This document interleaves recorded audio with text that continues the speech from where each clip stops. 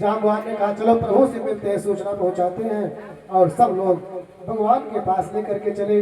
रास्ते में मधुवन था सुंदर, बंदर भी भूखे थे, बहुत दिन से समुद्र के तट पर बैठे थे, तो मधुवन के सुंदर फलों को खाया। सूचना पहुंची सुग्रीव के पास। सुग्रीव महाराज बड़े प्रसन्न हुए। इसका मतलब अगर सफलता नहीं पाए होते तो खुशी खुशी फल नहीं खाते, इसका मतलब सफलता मिल गई है। सबको बुलावा भेजा, आदर के साथ सारे बानर भालू बुलाए गए। श्री भगवान विराजमान है। सब बंदर लोग भगवान के चरणों में गिरे।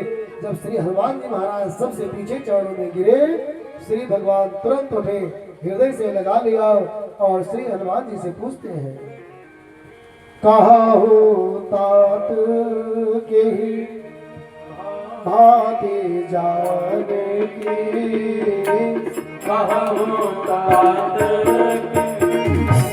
भांति जाने की, राहत करत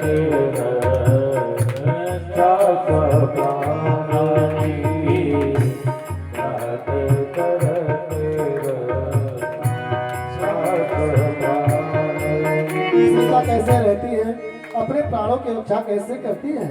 तो श्री हनुमान जी महाराज कहते हैं, नाम पाहरो दिवस निसी, ध्यान तुम्हार कपाट, लोचन निज पद जंत्रित, जाहि प्राण के बार। ध्यान से सुनिए, आप श्री रामचरित मानस पढ़ो तो आप सही पढ़ा करो, और जोर जोर से पढ़ो कि अम्मो सुन लिया करें, पिताजी भी बैठे वो भी सुन लिया करें। तो घर में आप रोज कथा इस तरह कर सकते हो। और अगर घर में रोज कथा होगी तो श्री हनुमान जी महाराज आपके घर में रहेंगे, क्योंकि यत्र यत्र रघुनाथ कीर्तनम, जहाँ जहाँ भगवान की कथा होती है वहाँ हनुमान जी रहते जरूर हैं। तो रामचरित मानस पढ़ो, अर्थ सहित पढ़ो, जोर जोर से पढ़ो, पांचों दोहा पढ़ो, एक पन्ना पढ़ो, लेकिन जोर जोर से पढ़ो। तो इसका मतलब थोड़ी सी कथा हो गई। रोज कथा आप अपने घर पर कर सकते हो।